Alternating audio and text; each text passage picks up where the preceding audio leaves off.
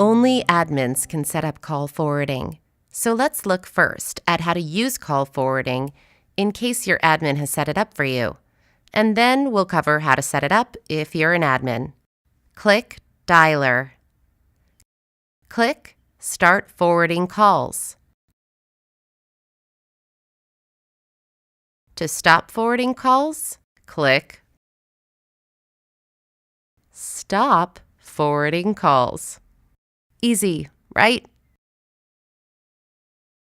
To set up call forwarding, go to Settings, Phone Dialer and Call Queues. Go to Phone Numbers. Edit the phone number.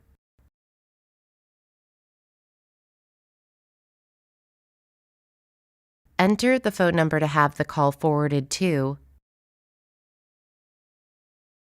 Save the change.